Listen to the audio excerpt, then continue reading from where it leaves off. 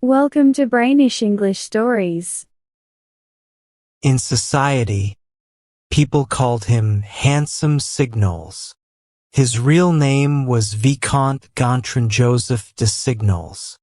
He was an orphan, meaning he had no parents. He had a lot of money and liked to show it. He looked very good, talked well, and was naturally elegant. He had a proud and noble air, a nice mustache, and kind eyes that women liked. He was often invited to parties, danced very well, and was liked by everyone, though some men were jealous of him. People thought he had many love stories, which made him famous as a single man. He lived a happy, peaceful life, feeling good in both body and mind. He was known to be very good with a sword and even better with a gun. "When the time comes for me to fight," he said, "I will choose pistols. With that, I will surely win." One evening, he went with two women friends and their husbands to the theater. After the show, he invited them to have some ice cream at Tortoni's. They were sitting in the restaurant for a few minutes when Signals noticed that a man was staring at one of the women. She seemed bothered and looked down. Finally, she said to her husband, "There's a man over there looking at me. I don't know him. Do you?" The husband, who had not noticed, looked at the man and said, "No, not at all." His wife continued, half smiling, half angry, "It's very annoying. He is ruining my ice cream." The husband shrugged. "Don't worry about him. If we cared about every rude person, we would have no time for anything else." But the Vicomte, Signals, suddenly got up from his seat. He couldn't let this rude man spoil the evening for his guest. It was his duty to handle this because he had invited his friends to the restaurant. He walked over to the man and said, "Sir, you are staring at these ladies in a way that is not okay. I must ask you to stop being rude." The man replied, "Leave me alone, will you?" "Be careful, sir," said Signals through his teeth, "or I will have to take serious action." The man replied with a bad word, loud enough for everyone in the restaurant to hear. Everyone turned around to see what was happening. All the waiters quickly looked over, and even the two women at the cash register jumped up in surprise, turning their heads at the same time. There was complete silence.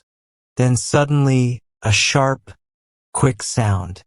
The Vicomte, Signals, had slapped the other man's face.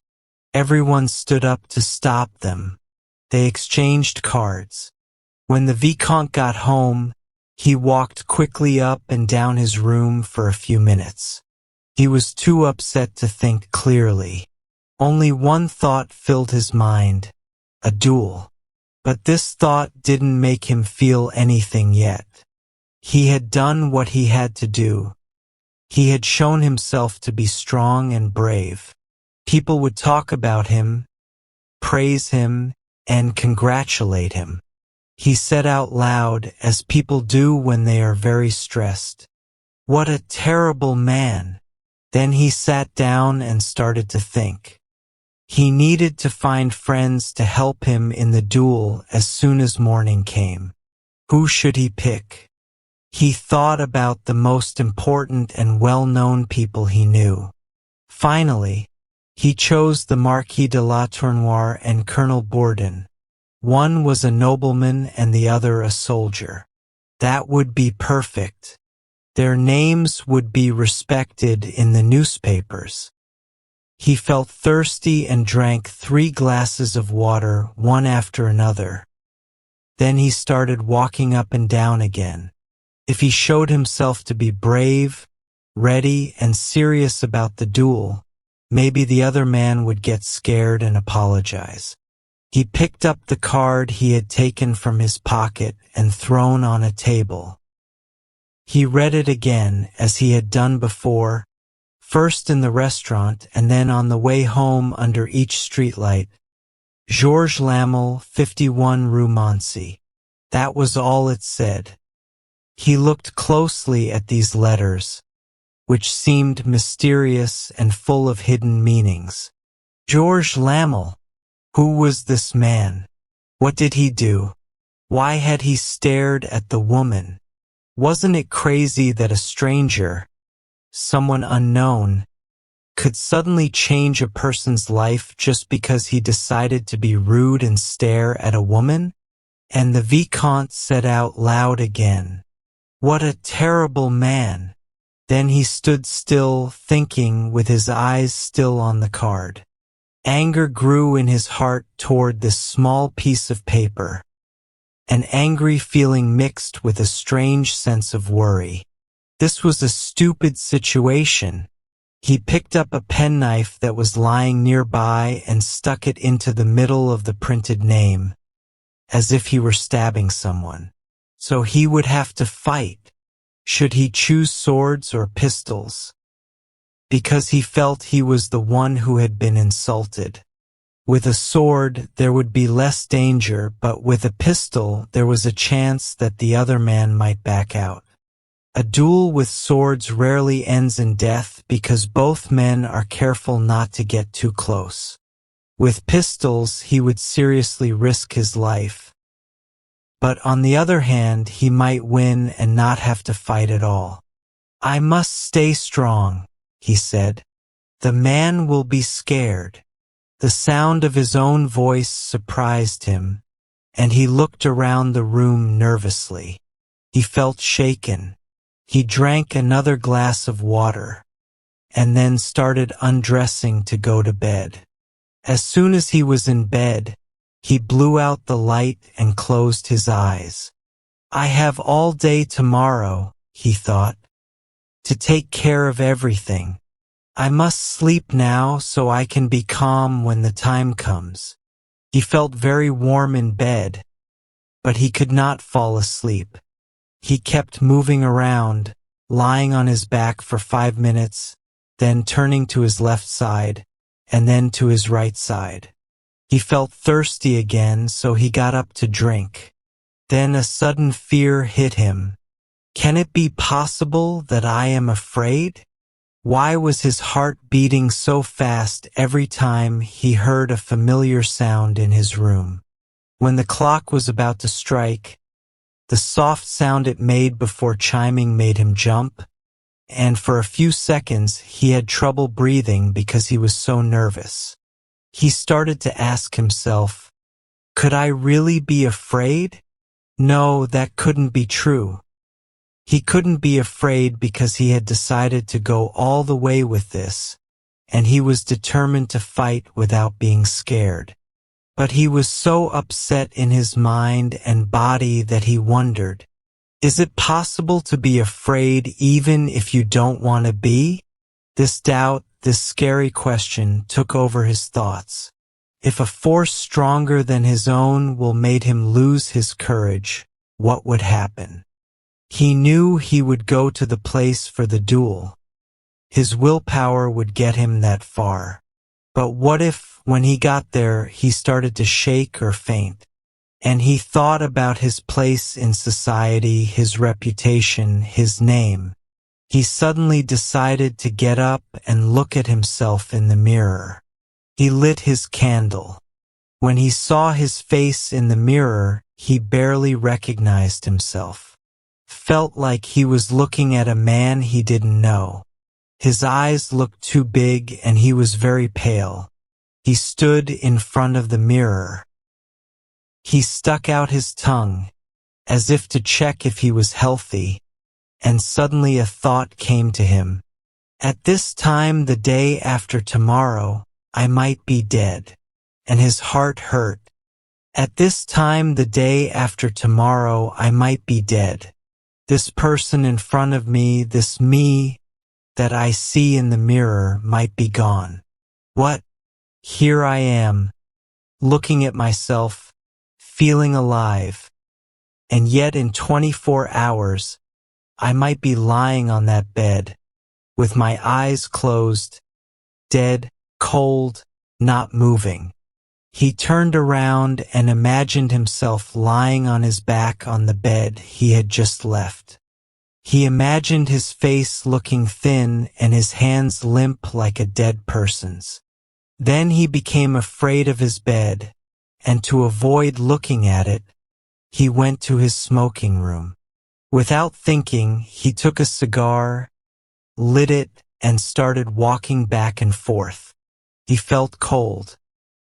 He almost called his servant by ringing the bell, but stopped with his hand raised toward the bell rope. He would see that I am afraid. Instead of ringing the bell, he decided to make a fire himself. His hands shook nervously as he touched different things. His head felt dizzy, and his thoughts were jumbled, confusing, and painful. It was like he had been drinking, and his mind felt numb. And all the time he kept saying, "What should I do? What will happen to me?" His whole body shook uncontrollably. He got up and went to the window, pulling back the curtains. The day, a summer day, was beginning. The pink sky made the city, its roofs, and walls glow. The soft light covered the waking world like a gentle touch from the rising sun, and the light of the dawn gave the Vicomte new hope. What a fool he was to let himself feel afraid before anything was even decided, before his friends had talked to Georges Lamel's friends, before he even knew if he would have to fight or not. He took a bath, got dressed, and left the house with a firm step. As he walked, he repeated to himself, "I must be strong, very strong. I must show that I am not afraid." His friends, the Marquis and the Colonel, were ready to help him, and after shaking his hand warmly, they began to discuss the details. "You want a serious duel?" asked the Colonel. "Yes, very serious," replied the Vicomte. "You want to use pistols?" asked the Marquis. "Yes. Do you want us to handle all the other arrangements?" With a shaky, nervous voice, the Vicomte answered, 20 paces apart at a signal, we raise our arms, not lower them, and we shoot until one of us is seriously hurt."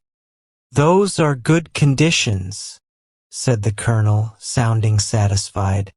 "You are a good shot. The chances are in your favor." And they went their separate ways. The Vicomte returned home to wait for them. His nervousness, which had only gone away for a short time, started growing again. He felt a kind of trembling in his arms, legs, and chest, a continuous shaking. He couldn't stay still, whether sitting or standing. His mouth felt dry, and every now and then, he clicked his tongue as if to unstick it from the roof of his mouth. He tried to eat lunch but couldn't. Then he thought that maybe a drink would give him courage, so he sent for a bottle of rum. He drank 6 small glasses, one after the other. A burning warmth came over him, followed by a dull feeling in his mind. He said to himself, "I know what to do. Now everything will be okay." But after an hour, he had finished the whole bottle, and his nervousness was worse than before. A crazy urge came over him to throw himself on the ground, to bite, to scream. Night fell. A ring at the bell made him so scared that he didn't have the strength to get up and greet his friends. He didn't even dare to talk to them, to say hello, or to speak a single word because he was afraid his changed voice would give away his fear. "Everything is arranged just as you wanted," said the colonel. "Your opponent first wanted to claim the right of the offended party, but he quickly agreed to your terms. His friends are 2 military men." "Thank you," said the Vicomte. The Marquis added, "Please excuse us if we don't stay long. We have a lot to take care of still. We need to find a reliable doctor, since the duel will not end until one of you is seriously hurt, and you know that bullets are very dangerous. We must pick a spot close to a house where the injured person can be taken if needed. All these arrangements will take us another 2 or 3 hours at least." The Vicomte said again, "Thank you. Are you okay?" asked the colonel. "Are you calm?" "Perfectly calm, thank you." The 2 men left. When he was alone again, he felt like he was going to go crazy. After his servant lit the lamps, he sat down at his table to write some letters. He started writing at the top of a sheet of paper, "This is my last will and testament." But then he jumped up from his seat, feeling like he couldn't think clearly or make any decisions. So, he was really going to fight. He couldn't avoid it anymore. What was wrong with him? He wanted to fight. He was fully determined to fight, but even with all his mental effort, with all his willpower, he felt like he didn't have the strength to go through with it. He tried to imagine the duel, what he would do, and what his enemy would do. His teeth kept chattering loudly every now and then. He thought he would read something, so he took down a book called Chateauvillard's Rules of Dueling. Then he asked himself, "Is the other man good with a pistol? Is he well known? How can I find out?" He remembered another book by Baron de Vaux about marksmen and searched through it completely. Georges Lamel wasn't mentioned. And yet, if Georges Lamel wasn't skilled, would he have accepted such a dangerous weapon and such deadly conditions without any hesitation? He opened a small box on a table that held pistols by Gaston Renets. He took out a pistol and stood in the correct way to shoot. But he was shaking from head to toe, and the pistol trembled in his hand. Then he said to himself, "It is impossible. I cannot fight like this." He looked at the small, black hole at the end of the pistol, the place where death could come out. He thought about the shame he would feel, the whispers at the clubs, the smiles in his friends' living rooms, the disrespect of women, the hidden jokes in the newspapers, and the insults from people who were too scared to fight themselves.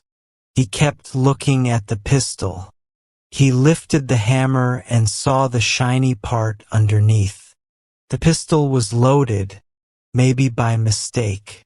For some reason, this made him happy, even though he didn't know why. If he did not stand strong and calm in front of his opponent, he would be ruined forever. People would call him a coward, and he would be thrown out of society. He felt and knew that he could not stay calm and still. And yet, he was brave because the next thought that came to his mind wasn't even finished before he acted. He opened his mouth wide, quickly put the barrel of the pistol in his mouth, and pulled the trigger. When the servant, scared by the loud noise, ran into the room, he found his master lying dead on his back. Blood had splashed onto the white paper on the table and made a big red stain under the words, "This is my last will and testament."